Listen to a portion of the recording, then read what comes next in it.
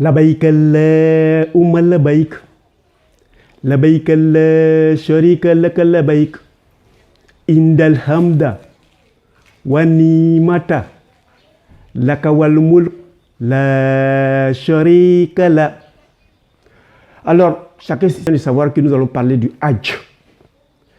Nous allons enseigner à nos parents qui sont candidats au Hajj cette année ce qu'il faut faire pour réussir son Hajj à 100%. Le Hajj, c'est le 5e et le dernier rite de la troisième religion du monothéisme. Dans le monothéisme, je vous ai dit, il y en a 3 religions qui regroupent le monothéisme.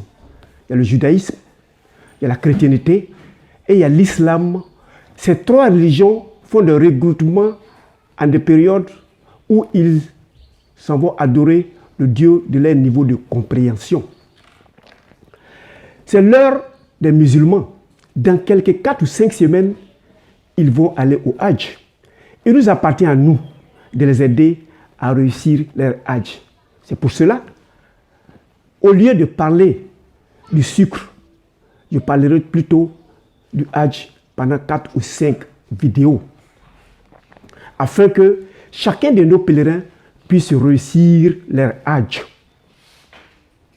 Le Hajj, c'est le rite où nous avons nécessairement besoin des soins de prévention et des soins curatifs avant d'aller réussir cet exercice.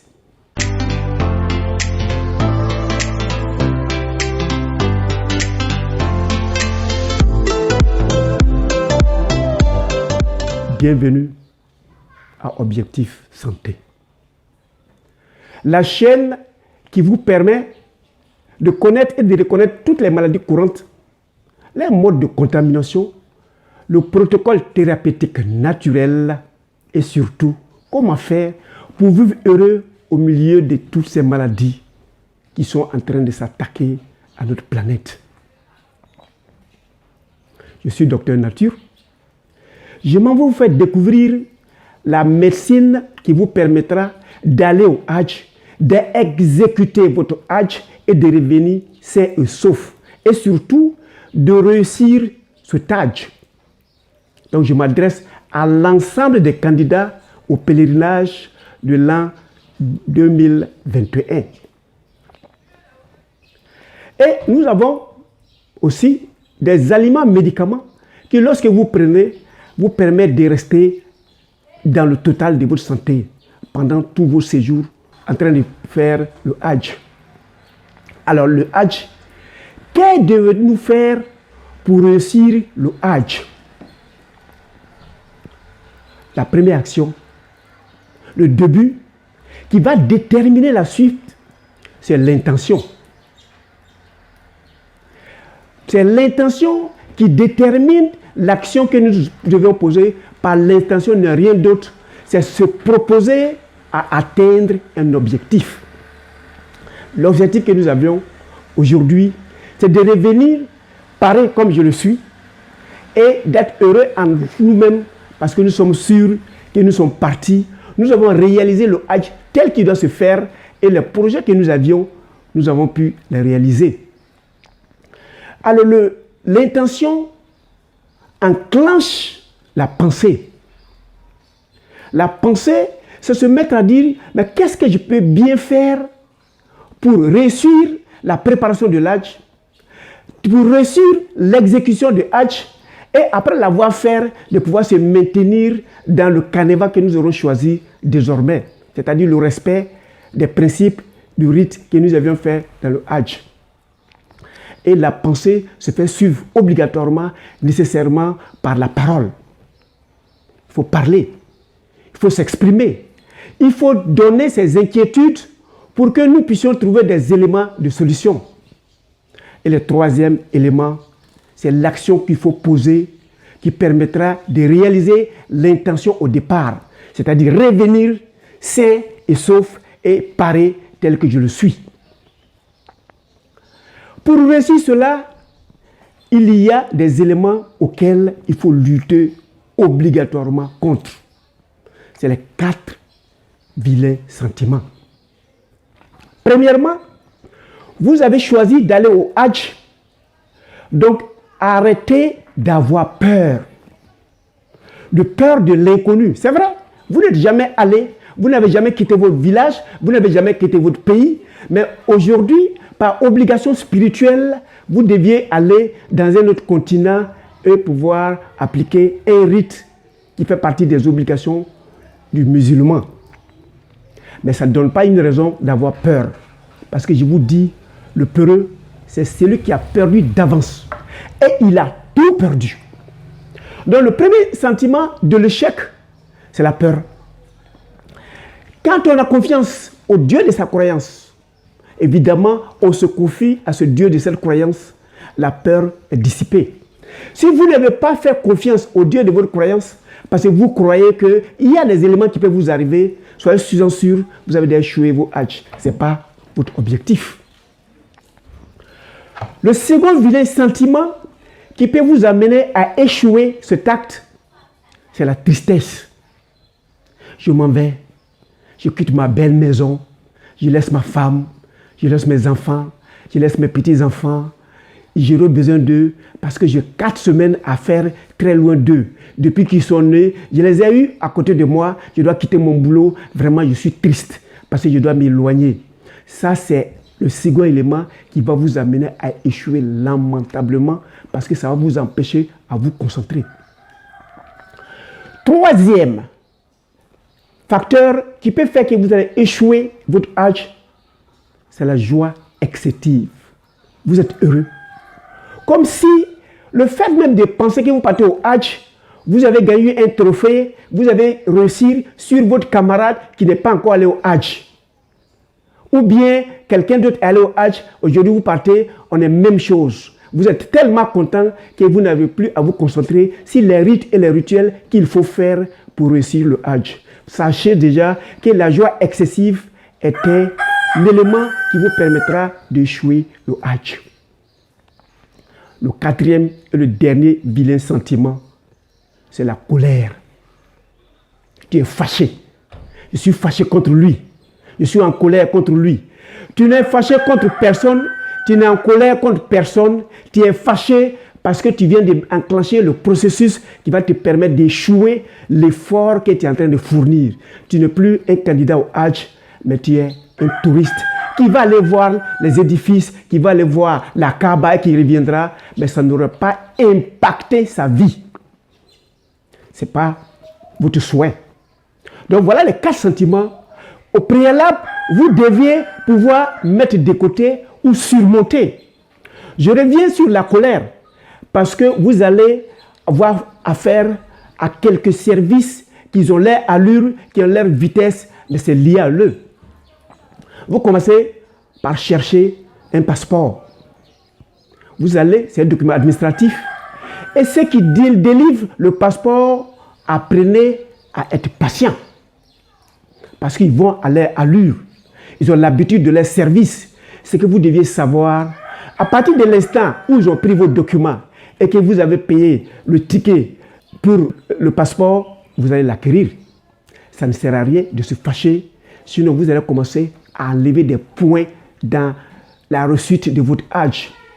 Le hajj, c'est la même chose que lorsqu'on va à un examen ou à une composition. Quand vous commencez un devoir, au départ, vous avez 20. Et c'est les erreurs que vous ferez qui vont déduire des points et vous allez vous retrouver avec des mauvaises notes. On vous dira que vous êtes recalé, ou bien vous devez redoubler, ou bien vous êtes renvoyé. C'est la même chose.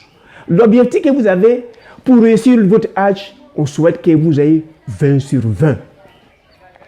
Et pour l'avoir, il faut être patient au service qui s'occupe de votre soin médical. Donc, ils vont vous dire, avant de vous laisser partir, venez, on va vous délivrer une aptitude médicale qui veut dire que vous êtes en parfaite santé, ou bien on a découvert quelques maladies que ce soit, et la découverte de ces maladies ils vont permettre de prévenir les difficultés. Ils vous feront des ordonnances afin que vous vous procurez des médicaments que vous allez utiliser quand besoin sera, quand vous serez en train de faire votre hajj, de peur que cette maladie vous freine. Vous aurez aussi besoin d'être en contact avec le service social. C'est ceux-là qui vont vous aider à régler vos problèmes d'échange, vos problèmes d'aller acheter les moutons, vos problèmes d'aller dans le bureau, vos problèmes d'aller à la banque. Évidemment, vous êtes plus nombreux, donc ils vont programmer vos accompagnements sociaux en fonction de leurs capacités. Soyez patients. Vous aurez besoin aussi des services religieux. C'est ceux-là qui vont vous accompagner à réaliser les rites.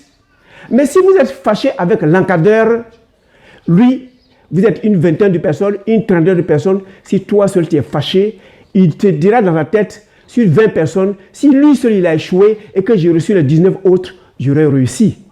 Donc il va te mettre à l'écart, il va faire les autres rites avec les autres sans toi. Ce n'est pas l'encadreur qui a échoué, lui il a déjà fait son Hajj obligatoire, c'est à toi de savoir, j'ai mon Hajj obligatoire, je dois réussir vaille que vaille, auquel cas je serai un redoublant. Celui qui n'a pas reçu la première année, il refait la classe, il est supposé comme un redoublant. Donc il va refaire le Hajj à ne pas en finir. Et il y a des gens, depuis qu'ils ont commencé le Hajj, ils sont toujours en train de redoubler parce qu'ils n'arrivent pas à contenir les 4 vilains sentiments. Ce qu'il faut savoir et développer en vous, c'est la patience. Surtout, c'est de demander et c'est d'écouter les explications et passer à la réalisation, c'est-à-dire les actions de ce que vous avez demandé, ce que vous avez su. Et ce n'est qu'en ce sens-là que votre intention, que je pense que vous avez déjà pris, quand vous serez dans l'avion en train de revenir dans vos différents pays, au milieu de vos seins, vous direz, je vais réussir mon Hajj. Physiquement, on sera capable de le voir. Spirituellement, tu es heureux parce qu'en toi-même, tu as pu développer en toi la patience. Tu as pu éloigner les 4 vilains sentiments qui sont la peur, qui sont la tristesse, qui sont la joie excessive et surtout la colère. Alors, en 4 ou 5 vidéos, nous allons vous dire ce qu'il faut faire exactement pour réussir le Hajj. Avant de terminer, je vais prendre l'exemple d'une citation dans le Coran, dit par le Dieu de votre croyance, dans la sourate Ibrahim, sourate 14, au verset 24. Dieu dit, pour celui qui a eu des paroles de sagesse, pour celui qui a été patient, c'est comme un arbre qui s'est bien enraciné, qui s'est bien raffermi et qui est en train de pousser vers le ciel, vers sa réussite.